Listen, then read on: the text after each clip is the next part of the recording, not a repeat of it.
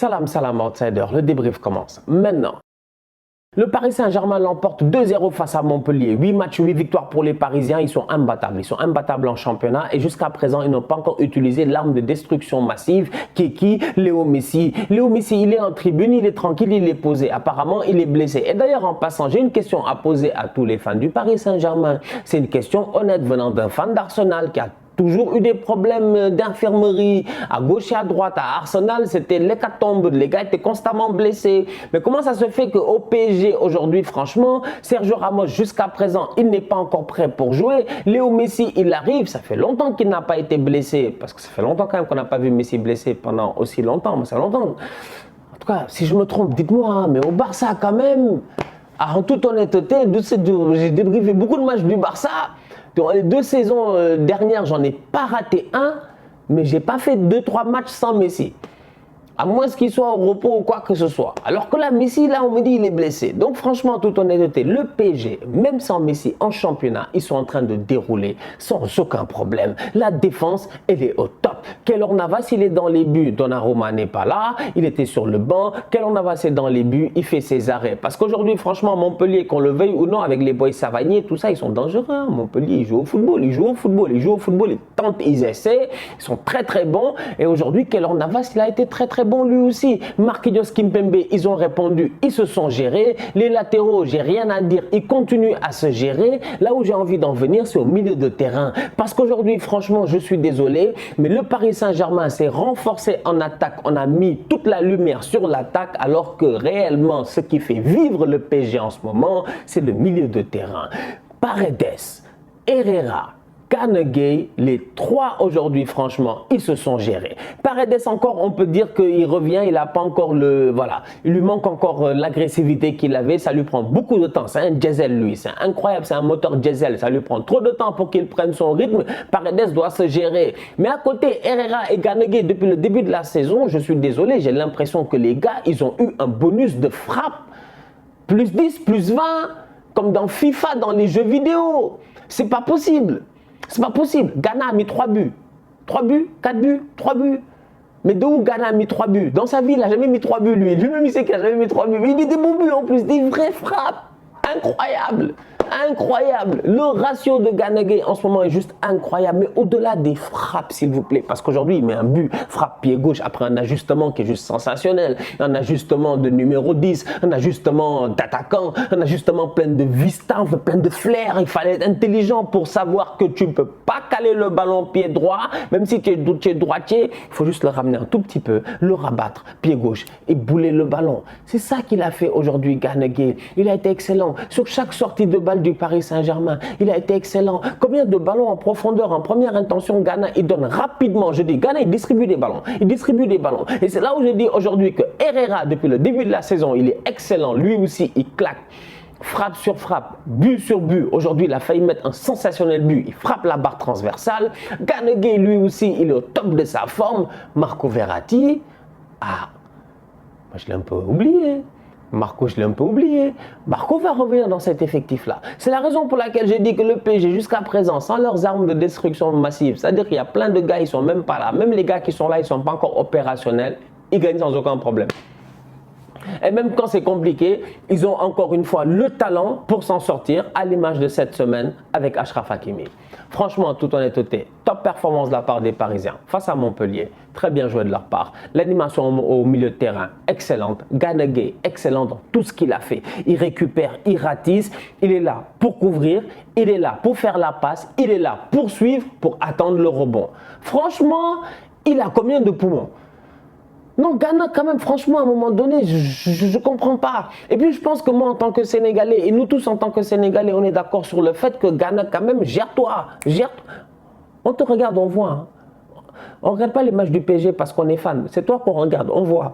On t'attend au Cameroun. Non, Gana au Cameroun, il va falloir qu'il sorte le même niveau, mec. Je m'attends à voir le même niveau. Je te dis, je n'accepterai pas de frappe non cadrée de Gana Gueye. Je n'accepterai pas de frappe dévissée de Gana Gueye parce que je sais qu'il est capable de faire ce qu'il a fait et il est en train de le faire depuis le début de la saison.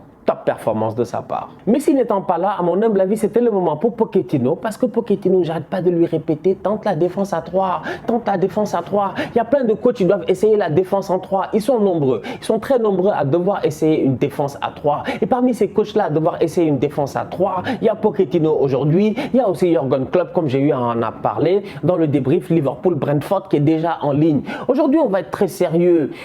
Pochettino, regarde ton équipe, regarde-la jouer et je me dis sincèrement, regarde l'animation offensive du Paris Saint-Germain. Et c'est là où je dis qu'une défense à 3 va te permettre de libérer ton jeu offensivement et de mettre Messi dans une position préférentielle et de pouvoir couvrir tes arrières sincèrement. Je suis désolé, je l'ai dit plusieurs fois, Pochettino ne se gère pas. Le Paris Saint-Germain gagne parce que le Paris Saint-Germain en Ligue 1, nous tous on le sait, ils sont plus forts. Les gars devaient gagner ce match-là. D'ailleurs, je ne suis pas content en tant que fan de football. Parce que franchement, je suis désolé. Pour moi, ton adversaire, tu le respectes, tu l'écrases. Le Real, le Barça, ils ont des occasions comme ça, ils mettent 5-0, 6-0. Paris aujourd'hui, ils doivent mettre 6-0 là. Ils doivent mettre 6-0 là, franchement. En toute honnêteté, je dis, ils doivent mettre 6-0. Ils ont trop d'occasions ratées, trop d'occasions vendangées. Mbappé, il rate du n'importe quoi. Neymar rate du n'importe quoi. Mbappé, Neymar se marche dessus. C'est pas sérieux. C'est là où je dis qu'à un moment donné, franchement, Pochettino aurait pu tenter ce système à 3 là. Et il doit essayer de le tenter avant que Messi arrive. Mais Neymar, dans cette position de 10 là, dans un 3-4-1-2, mais Neymar dans cette position de 10 là pour qu'il puisse faire ce qu'il veut. Et c'est le jeu avec deux attaquants devant. Même si c'est Di Maria et Mbappé et que les deux passent leur temps à passer leur temps sur l'aile, tant mieux. Neymar aura cette position donc de 10 et de faux 9 en même temps. Comme ça, quand Messi va revenir, ton équipe sera déjà prête pour que tu puisses mettre Messi là-bas. Parce que franchement, aujourd'hui, je suis désolé, le système à 4 derrière en championnat, il n'y a pas de problème. Ils vont continuer à dérouler. Mais à un moment donné, en Ligue des Champions, face à des adversaires compliqués, qu'on le veuille ou non, Paris peut gagner. C'est vrai, 8 matchs, 8 victoires. Ok, vous êtes les meilleurs, mais vous ne avez pas encore prouvé que vous pouvez jouer avec Messi. Vous ne nous avez pas encore prouvé que vous pouvez jouer avec Messi. Et ça, c'est Pochettino qui doit nous le prouver. Et jusqu'à présent, il n'est même pas encore en train de travailler un système offensif pour quand Messi sera là. Donc du coup, moi, je m'inquiète et je me dis, quand il va revenir de blessure, il va se passer quoi? La même chose qu'on a vu face à Bruges. Ah, attention. Il ne faut pas que les victoires elles soient là en train de cacher, ce soit le tip of the iceberg ou l'arbre qui cache la forêt ou le je ne sais pas quoi. Franchement, Pochettino doit se gérer. Pochettino doit commencer à anticiper. Et dans l'anticipation en tant que telle, quand tu vois aujourd'hui le match de Ghana et le volume de jeu qu'il peut avoir, tu te dis franchement, Ghana Paredes, Ghana Herrera, les deux ensemble, ils peuvent se gérer normalement. Tu as Achraf, tu as Nuno Mendes sur un côté, tu as tes 3 défenseurs derrière. Tu as un numéro 10, faux 9, appelle-le comme tu veux, électron libre, il fait ce qu'il veut. Et tu as 2 gars devant qui font des efforts, mais aussi en collant un peu la ligne. Parce qu'il faut ouvrir le jeu, ça c'est important. Donc du coup, comme j'ai dit, le Paris Saint-Germain, il gagne 2-0. Force est de constater qu'il faut les respecter, en espérant que Marseille va se gérer aussi, que Marseille va continuer. Il ne faut pas oublier qu'on a un match en moins, on arrive. Et puis le Classico arrive. Parce que là, je vois les Parisiens aller, je me dis non, non, non, ils ne vont pas nous faire une saison d'invincible là. Quelqu'un va les taper, et j'espère très très bientôt. Parce que là, ils sont en train de prendre grave la confiance là. Ils enchaînent les matchs et ils ne forcent même pas. Mbappé aujourd'hui, il ne force même pas. Les gars ont un syndrome de suffisance, mais anormalement grave. Finissez les occasions, ils ne se gèrent pas. Attention. Wijnaldum et Draxler sont rentrés en cours de match. Wijnaldum est rentré, il a été bon. Wijnaldum, appelez-le comme vous venez. Gini. Non, Gini, il s'est géré quand même. La dernière fois, j'ai dit que je ne pouvais pas le traiter de tocard parce que moi, je l'apprécie. Moi, je le connais, le boy. Je le connais. Depuis Newcastle, je le connais. Depuis Newcastle, là où il jouait attaquant droit, tout ça, je le connais. Mais là, ces derniers temps à Paris, c'est une déception totale. Par contre, aujourd'hui, il fait une très belle rentrée, je trouve. Peut-être que le fait que finalement, il voit que là c'est compliqué là. Tu vois Herrera, tu te dis Verratti n'est même pas encore revenu. Tu sais que Paredes, à un moment donné, il va jouer. Tu regardes Ganegay qui est en train de performer. Je suis désolé, cette équipe-là, c'est une équipe de danger. C'est une équipe en plus de high level.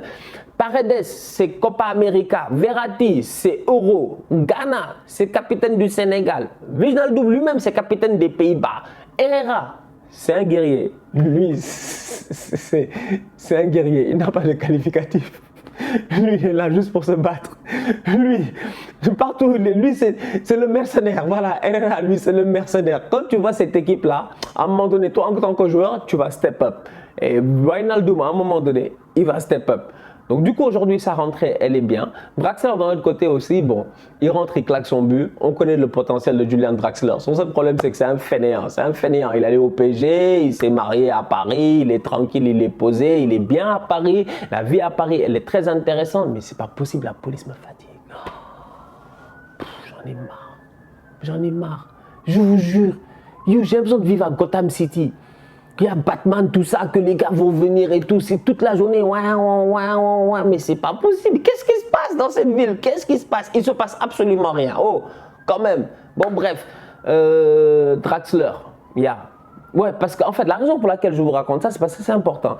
Débrief du Paris Saint-Germain, j'ai un de mes oncles qui regarde tous mes débriefs du PSG. Et la dernière fois, il me dit, ouais, je suis en route. Il me fait, Stan, je suis en route. J'écoute ton débrief dans la voiture. Il me dit, et j'entends une sirène. Et il me dit, il m'a tué. Il me dit comme un idiot, pendant au moins 1 minute, il est là en train de regarder le rétroviseur en disant, mais elle est où l'ambulance? Elle est où l'ambulance? Il savait pas, il ralentit, il comprend pas. Alors que c'était dans la vidéo. Donc du coup, franchement, je m'excuse pour tous les gens qui conduisent là-bas quand vous écoutez mes débriefs. Si vous entendez une sirène ou une ambulance, sachez que c'est moi et c'est de ma faute. Donc du coup, j'étais où? Ça m'a sorti de mon débrief. Draxler, il aurait dû venir à Arsenal, il ne s'est pas géré. Bref, très belle rentrée. Il rentre, il claque son but, c'est bien.